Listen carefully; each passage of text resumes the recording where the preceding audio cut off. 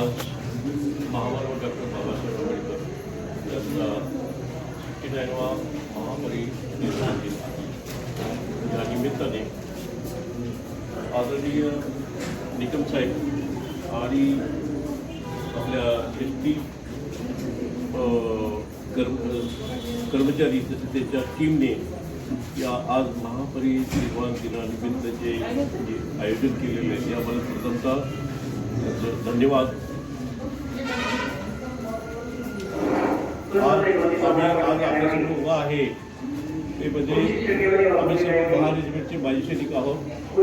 या महारेजिमेंटला बाबासाहेब आंबेडकर यांनी 20 वर्ष आता प्रयत्न केल्यानंतर महारेजिमेंटची स्थापना झाली. त्याच रेजिमेंटला आम्हाला 30-32 वर्ष सर्व्हिस करण्याचा मौका मिळाला आणि त्यांनी हे जे एक रोपटं लावलं होतं त्या रोपट्याचं रूपांतर आज वटवृक्षामध्ये झालेलं आहे आणि या आमच्या महारेजिमेंटची गाथा देश आणि विदेशात एक सोड असलेली जोडलेली आहे आणि आमचा ऐतिहासिक इतिहास हा वाढतच चाललेला आहे. आणि त्या रेजिमेंटला आपल्या सर्व बहुजन आणि सर्व जाती धर्माचे लोक नोकरी करतात आणि बाबासाहेबांचं स्वप्न तेच होतं की आपले सर्व जाती पंथ धर्म एकत्र येऊन त्या रेजिमेंटला सेवा करावी आणि त्याचं एक ऐतिहासिक वारसा कंटिन्यू ठेवावा हे त्याचं स्वप्न होतं आणि ते आहे पुढे वाढत राहील.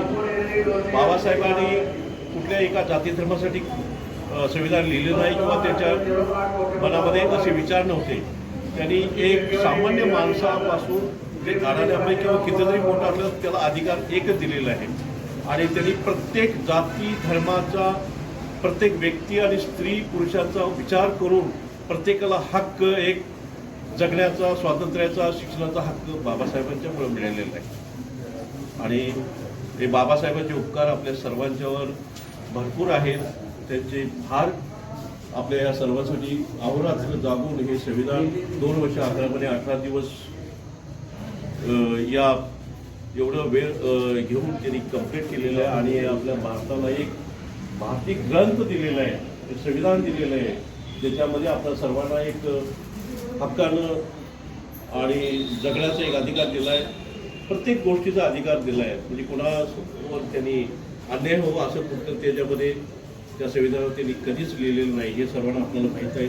आपण त्यांच्या कष्टाचं तसेच महात्मा ज्योतिबा फुले म्हणा छत्रपती शाहू महाराज म्हणा छत्रपती शिवाजी महाराज म्हणा अहिल्यादेवी होळकर म्हणा त्यानंतर आपले कर्मवीर भाऊराव पाटील अण्णा म्हणा संत गाडगे महाराज म्हणा असे महापुरुषांनी कधीच एक पैशाचा किंवा एका कुठल्याही गोष्टीचा स्वार्थ न ठेवता आपल्या समाजासाठी त्यांनी आयुष्य घडवलेलं आहे.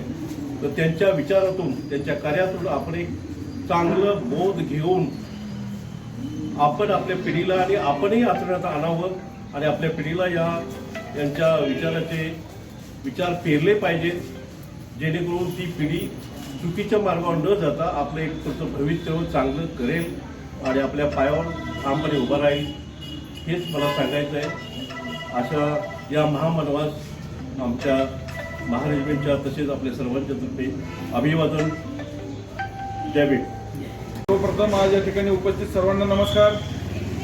आज आपण सर्वजण या ठिकाणी उपस्थित आहोत ते आपल्या स्वतंत्र भारताचे संविधान निर्माते डॉक्टर बाबासाहेब आंबेडकर यांचा 69वा महापरिनिर्वाण दिन आपण या ठिकाणी आज स्मृती दिन या ठिकाणी साजरा करतोय.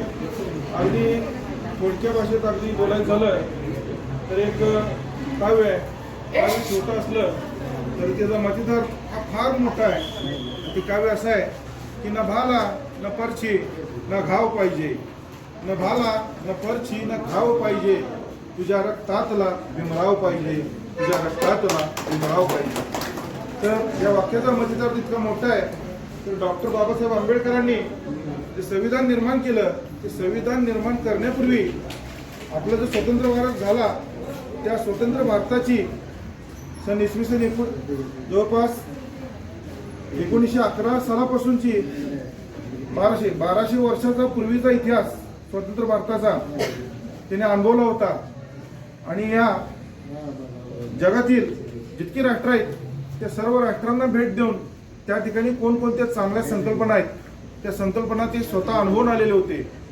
त्या अनुषंगानं भारताच्या बाबतीत विचार करायचं झालं तर या ठिकाणी जगात कुठेही आढळणार नाही इतकी विविधता, इतकी भौगोलिक विविधता, इतक्या जाती धर्माचे लोक, प्रांत, सुभे, प्रत्येकाची मानसिकता, या सर्वाच्या आधारे त्यांनी जे संविधान निर्माण केलं त्या संविधानाचा अगदी छोटा मूळ हेतू असा होता की कुठलेही राज्य असो, छोटं ज्यावेळी जे राज्य निर्माण झालेली होती त्या प्रत्येक राज्याची एक छोटीशी संहिता असायची आणि त्या संहितेच्या आधारे एक विधान तयार व्हायचं आणि त्या विधानाच्या आधारे त्या छोट्याशा राज्याची संकल्पना चालत होती. त्यावेळी डॉक्टर बाबासाहेबांनी असं हेरलं होतं की हे जे राष्ट्र होतं त्या राष्ट्राची हिंदुस्थानची फाळणी झाली आणि दोन भारत पाकिस्तान हे दोन निर्माण झालं. मग फाळणी हा विषय डॉक्टर बाबासाहेब आंबेडकरांना मान्य नव्हता. तरी देखील नाईलाजाची परिस्थिती असल्यामुळं त्यांचं म्हणणं असं होतं की ज्यांना ज्यांना अपेक्षित आहे कोणत्याही प्रकारची हिंसा न होता की ज्यांना पाकिस्तानात जायचं आहे तो शेवटचा व्यक्ती आणि ज्यांना हिंदुस्थानात परत या भारतात यायचा आहे तो येऊपर्यंत या फाळणीला हे दिलं नसलं पाहिजे, कोणत्याही प्रकारचा हिंसाचार त्या ठिकाणी झाला नसला पाहिजे होता. ही भूमिका त्यावेळी डॉक्टर बाबासाहेब आंबेडकरांनी घेतलेली होती. मात्र तशा पद्धतीची घटना घडली नाही. मोठ्या प्रमाणात त्यावेळी हिंसाचार झाला. त्यानंतर त्यावेळी यांनी हेरलं होतं की ह्या स्वतंत्र भारताचं स्वातंत्र्य कायमस्वरूपी जर अबाधित राहायचं झालं तर अशा पद्धतीने ह्या राज्याचं विधान निर्माण केलं पाहिजे की ते संविधान जगमान्य झालं पाहिजे होतं. आणि त्या अभ्यासाच्या आधारे त्यांनी अगदी संविधानाचा एक मूळ गाभा हेरला आणि तो मूळ गाभा हा इतकाच होता की व्यक्तीची, या स्वतंत्र भारतातील प्रत्येक व्यक्तीची प्रतिष्ठा आणि स्वतंत्रता ही अबाधित राहण्यासाठी मला काम करायचं आहे. आणि ह्या आधारावर त्यांनी जे संविधान निर्माण केलं, ज्या आधारावर आपण गेली इतकी वर्ष काम करतोय आणि यापुढे आपण त्याच गोष्टी करायचं आहे. त्यामुळे अगदी थोडक्यात सांगायचं झालं तर त्यांचे जे ऋण आहेत ते अखंड भारतावर ते कायमस्वरूपी अबाधित आहेत. भारतातल्या प्रत्येक व्यक्तीला त्यांनी त्यांचे जे हक्क आहेत ते मिळवून देण्याचं काम केलेलं आहे. अगदी कायद्यांमध्ये आपण बघतोय बरेचसे बदल होतात, पण कितीही बदल झाले तरी त्या बदलाच्या पाठीमागा जो बेस होता ती संविधान आहे. त्याच्या आधारावर या गोष्टींची आपली जडणघडण चालू आहे आणि त्या कायम निश्चितपणे चालू राहतील. आणि इथून पुढे जी आपली पिढी येतील त्या प्रत्येक पिढीत ते वृद्धिंगत होत गेलं पाहिजे. त्या अनुषंगाने राष्ट्र आहे, त्या राष्ट्राची स्वतंत्रता कायम टिकली पाहिजे. बंधुता, समता, न्याय या गोष्टी कायमस्वरूपी प्रत्येकाच्या मनांमध्ये रुजल्या पाहिजेत.